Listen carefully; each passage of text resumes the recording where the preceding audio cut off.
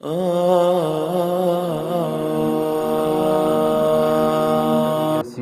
في الأرض فينظروا كيف كان عاقبة الذين كانوا من قبلهم كانوا هم أشد منهم قوة وآثارا في الأرض فأخذهم الله بذنوبهم وما كان لهم من الله من واق ذلك بأنهم كانت تأتيهم رسلهم بالبينات فكفروا فأخذهم الله إنه قوي شديد العقاب صدق اللہ العظیم۔ قرآن مجید میں اللہ تعالیٰ نے واعظ و نصیحت کے لیے تخویف دنیاوی کے نمونے ذکر فرمائے۔ تخویف کا معنی ہوتا ہے ڈرانا۔ تخویف کی دو قسمیں ہیں، ایک ہوتی ہے تخویف دنیاوی، ایک ہوتی ہے تخویف اخروی۔ تخویف دنیاوی کا مطلب دنیا کے عذاب سے، دنیا کی پکڑ سے ڈرانا۔ مثلا فلاں قوم کے ساتھ کیا ہوا، فرعون اپنے لاؤ لشکر کے سمیت پانی میں غرق ہو گیا، حضرت لوط علیہ السلام کی قوم جنہوں نے انکار کیا ان پہ پتھروں کی بارش ہوئی۔ یہ تخویف دنیاوی کے نمونے ہیں۔ قوم عاد سمود ہلاک ہوئی، حضرت شعیب علیہ السلام کی قوم ہلاک اور تباہ ہوئی۔ یہ تخویف دنیاوی کے نمونے ہیں۔ ایک ہوتی ہے تخویف اخروی، مثلا جہنم کا تذکرہ، جہنم میں ہونے والی عذاب کفار اور مشرکین پر ان کا تذکرہ۔ وہ کہیں گے ربنا اخرجنا منہا، یا اللہ ہمیں یہاں سے نکال، ہم نیک اعمال کریں گے۔ اسی طرح قرآن مجید میں آتا ہے کہ وہاں پر جب وہ جہنم میں پہنچیں گے لہم فیہا زفیر، وہاں پر وہ چیخیں گے، چلائیں گے۔ اسی طرح پینے کے لیے کھولتا ہوا پانی دیا جائے گا، اور وَلَهُمْ مَقَامِعُ مِنْ حَدِيدٍ، لوہے کے بڑے بڑے ہتھوڑے اور گرز ہوں گے جس کے ذریعے ان کو مارا جائے گا۔ یہ ڈراوا ہے، اور یہ محض ڈراوا نہیں ہے، حقیقت ہے، اور اس کو کہتے ہیں تخویف اخروی، آخرت کے عذاب سے ڈرانا۔ تو یہ تخویف کی دو قسمیں ہیں، تخویف دنیاوی اور تخویف اخروی۔ یہاں پر جو آیات میں نے آج کے درس میں پڑھی ہیں یہ تخویف دنیاوی کا نمونہ ہے۔ اللہ فرماتے ہیں اولم یسیروا فی الارض، کیا وہ لوگ زمین کے اندر چلے پھرے نہیں ہیں؟ فینظروا، دیکھتے، کیف کان عاقبۃ الذین کانوا من قبلہم، ان سے پہلے لوگوں کا انجام کیا ہوا۔ چل پھر کے انہوں نے نہیں دیکھا، انہوں نے اجڑی ہوئی بستیوں کو نہیں دیکھا، گزشتہ تباہ شدہ قوموں کے حالات کے بارے میں یہ لا علم ہے کیا؟ چلے پھریں، دیکھیں ان سے پہلے جو قومیں اور جو لوگ گزر چکے ان کا انجام کیا ہوا جب انہوں نے اللہ کے نبیوں کی دعوت کو جھٹلایا۔ آگے اللہ فرماتے ہیں ذہن کے اندر یہ بات بھی نہ ہو کہ ہمارے پاس تو طاقت ہے، وہ پرانے زمانے کے لوگ تھے، جو وسائل جو اسباب آج ہمیں میسر ہیں پہلے لوگوں کو تو یہ میسر نہیں تھے۔ ہم قوت میں، طاقت میں، زور میں ان سے بڑھ کر ہیں۔ اللہ فرماتے ہیں یہ تمہاری غلط فہمی ہے۔ کانوا ہم اشد منہم قوہ، وہ قوت میں ان سے زیادہ تھے۔ پہلے یہ بات درس کے اندر شاید گزر چکی ہے کہ قوم عاد سمود جن کا تذکرہ قرآن مجید کے اندر موجود ہے، وہ اتنے طاقتور لوگ تھے کہ ان کو اپنی طاقت پہ اتنا ناز تھا کہ وہ کہا کرتے تھے من اشد منا قوہ، کوئی ہے ہم سے زیادہ طاقت اور قوت والا۔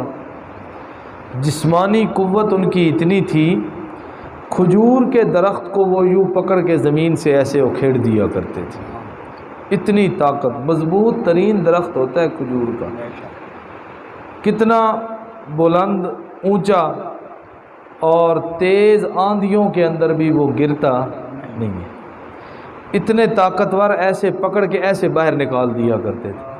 الذی فطرکم، جس نے تمہیں پیدا کیا وہ طاقت میں تم سے زیادہ ہے۔ تو اللہ رب العزت اس غلط فہمی کو بھی دور کرتے ہیں کہ اپنی قوت پہ ناز نہیں، کانو ہم اشد منہم قوہ، جو پہلی قومیں گزر چکی ہیں وہ قوت اور طاقت میں ان سے زیادہ تھی۔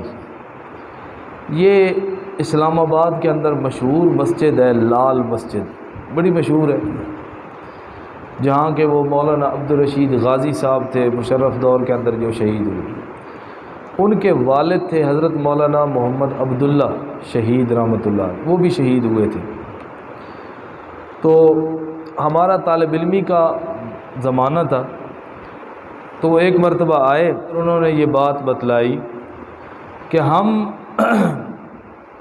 قوم عاد سمود کی جو بستیاں ہیں، حضرت صالح علیہ والسلام کی جو قوم کی جو علاقہ ہے جس کو مدائن صالح کہا جاتا ہے، مدائن صالح، جب نبی پاک صلی اللہ علیہ وسلم جب غزوہ تبوک کے لیے تشریف لے کے گئے تھے نا، تو اس بستی کے قریب سے نبی علیہ والسلام گزر کے گئے تھے۔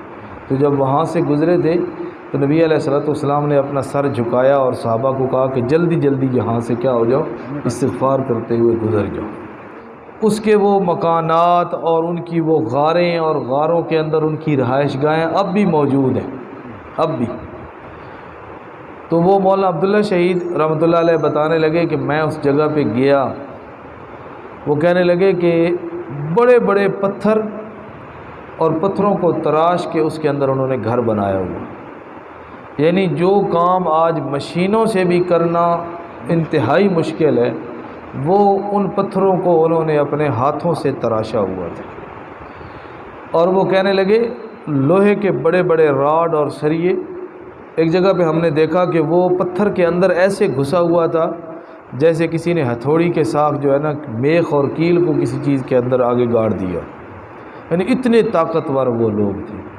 تو جب اتنی طاقتوں والے اللہ کے امر کے سامنے نہ ٹھہر سکے تو تمہاری ہماری کیا مجال ہے؟ یہ ہے تخویف دنیاوی۔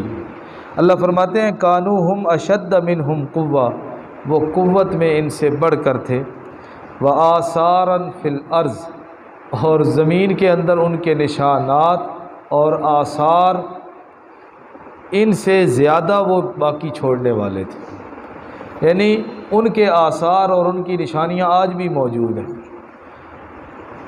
پرانے شہر اور ان پرانے شہروں کے اندر کی گئی تعمیرات سینکڑوں ہزاروں سال گزر گئے، وہ آج بھی اسی طرح موجود ہے۔ مصر کے اندر پرانی جو تہذیب ہے اور اس کی جو باقیات اور اس کے جو نشانات ہیں، ان جیسی عمارتوں کو آج کل کے اس مادی ترقی کے عروج والے دور کے اندر بھی اس طرح کی عمارتیں بنانا ناممکن ہے جو ان لوگوں نے بنائی۔ اللہ فرماتے ہیں فَأَخَذَهُمُ اللَّهُ، اللہ نے ان کو پکڑا، بِذُنُوبِهِمْ، ان کے گناہوں کی وجہ سے۔ اللہ کی پکڑ انسان کے اوپر نافرمانی کی وجہ سے آتی ہے، گناہ کی وجہ سے آتی ہے۔ جب انسان گناہ میں بہت زیادہ جری اور بہادر ہو جاتا ہے نا، اور اللہ کا خوف اس کے دل سے نکل جاتا ہے، پھر اللہ رب العزت کی طرف سے پکڑ ان لوگوں پر آ جاتی ہے۔ قرآن مجید میں ایک اور مقام پہ اللہ مختلف قوموں کا تذکرہ کر کے آخر میں فرماتے ہیں فَكُلًّا اخذنا بذنبہ، ان تمام کو ہم نے گرفتار کیا بذنبہ، ان کے گناہوں کی وجہ سے۔ منہم من اغرقنا، بعض ایسے تھے جن کو ہم نے پانی کے اندر غرق کر دیا۔ منہم من خسفنا بہ الارض، بعض کو زمین کے اندر دھنسا دیا۔ منہم من اخذتہ الصیحہ، بعض کو چیخ اور زلزلے نے آ کے پکڑ لیا۔ یہ ساری جو ہوئے، اللہ فرماتے ہیں کلن اخذنا بذنبہ، کسی کے ساتھ زیادتی نہیں کی گئی، ہم نے ان کو ان کے گناہوں کی وجہ سے پکڑا۔ تو انسان کے اوپر جو وبال اور نحوست اور اللہ کی پکڑ جو آتی ہے وہ نافرمانی اور گناہوں کی وجہ سے آتی ہے۔ اسی لیے اہل ایمان کو حکم دیا گیا کہ اپنے رب سے اپنے گناہوں کی معافی کثرت کے ساتھ مانگا کرو۔ استغفروا ربکم انہ کان غفارا، اپنے رب سے ہر وقت استغفار کرتے رہا کرو، اللہ گناہوں کو معاف کرنے والا۔ اور نبی علیہ الصلوۃ والسلام کی حدیث مبارکہ ہے طوبیٰ لمن، مبارکباد ہے اس بندے کے لیے جس کو قیامت کے دن نامہ اعمال اور صحیفہ ملا اور اس نے دیکھا اس کے نامہ اعمال کے اندر استغفار کثرت کے ساتھ ہے۔ نبی علیہ السلام نے فرمایا وہ بندہ مبارکباد کا مستحق ہے۔ تو اللہ فرماتے ہیں ہم نے ان کو پکڑا ان کے گناہوں کی وجہ سے۔ وَمَا كَانَ لَهُم مِّنَ اللَّهِ مِن وَاقٍ، اور جب اللہ نے پکڑا تو پھر ان کو اللہ سے کوئی بچانے والا نہیں تھا۔ یہ اللہ رب العزت اپنی الوہیت کا اثبات کرتے ہوئے کہتے ہیں کہ جب میں پکڑنے پہ آ جاؤں پھر کوئی بھی بچانے والی ذات نہیں ہے۔ ذَلِكَ بِأَنَّهُمْ كَانَتْ تَأْتِيهِمْ، یہ ان کے اوپر اللہ دوبارہ ذکر کر رہے ہیں۔ ذَلِكَ بِأَنَّهُمْ كَانَتْ تَأْتِيهِمْ رُسُلُهُمْ بِالْبَيِّنَاتِ، یہ عذاب اس وجہ سے آیا کہ رسول ان کے پاس واضح دلائل لے کے آئے، فَكَفَرُوا، انہوں نے انکار کیا، فَأَخَذَهُمُ اللَّهُ، پھر اللہ نے ان کو پکڑ لیا۔ یعنی اللہ کے حکموں کا انکار اور اللہ کے رسول کی تعلیمات کا انکار، یہ گویا کہ اللہ رب العزت کے عذاب کو دعوت دیتا ہے۔ اب چونکہ نبی اور رسول نے تو آنا نہیں ہے قیامت تک، نبوت اور رسالت تو ہو گئی مکمل، خاتم النبیین حضرت محمد مصطفیٰ صلی اللہ علیہ وسلم دنیا میں تشریف لے آئے اور آ کر اپنا دور نبوت گزار کے چلے گئے۔ تو اب قیامت تک ان کی تعلیمات قرآن و سنت کی شکل میں ہمارے سامنے موجود ہے۔ تو اب قرآن و سنت سے انحراف، یہ گویا کہ اللہ کے انبیاء نبی پاک صلی اللہ علیہ وسلم کے حکم کی تکذیب ہے۔ لہٰذا اللہ کے نبی کی بات کو رد کرنا یا قرآن کی بات کو رد کرنا، یہ دونوں کیا ہے؟ برابر ہے، دونوں یکساں ہیں۔ جس طرح نبی پاک صلی اللہ علیہ وسلم کے زمانہ میں جس آدمی نے آپ کی نبوت اور رسالت کا انکار کیا، اس کا اہل حق کے ساتھ اور نجات پانے والے گروہ کے ساتھ کوئی تعلق نہیں ہے۔ اسی طرح جو آپ صلی اللہ علیہ وسلم کی سنت، آپ کا طریقہ، آپ کی لائی ہوئی کتاب قرآن مجید سے جو بندہ انحراف کرے گا تو اس کا بھی اسلام اور نجات پانے والے گروہ کے ساتھ کوئی بھی تعلق نہیں ہے۔ یہ تمہید تھی، یہ باتیں ساری کیا تھی؟ تمہید۔ زمین کے اندر چلو پھرو، دیکھو کیسے ہوا انجام ان جھٹلانے والوں کا اور اس پہلے لوگوں کا۔ ایک تو اس سے یہ بات معلوم ہوئی کہ جو بستیاں، جو علاقے جن کے اوپر اللہ کا عذاب آیا اور ان کی باقیات اب دنیا کے اندر موجود ہیں، تو وہاں پر سیر و تفریح کے لیے نہیں جانا، وہاں پر عبرت کے لیے جانا ہے۔ وہاں پر کس نیت سے جانا ہے؟ عبرت کے لیے، کہ یار یہ لوگ آباد تھے اور ظلم، کفر اور شرک کی وجہ سے اللہ رب العزت نے ان کو برباد کر دیا۔ آج یہ بستیاں، وہ لوگ تو گئے، آج وہ بستیاں بھی بے آباد ہیں، وہاں پر کوئی بھی رہنے والا نہیں۔ فَتِلْكَ مَسَاكِنُهُمْ لَمْ تُسْكَنْ مِنْ بَعْدِهِمْ إِلَّا قَلِيلًا، اللہ فرماتے ہیں کتنی بستیاں ہیں جن کو ہم نے برباد کیا، پھر قیامت تک وہ دوبارہ آباد نہیں ہو سکی۔ تو عبرت کے لیے جانا ہے۔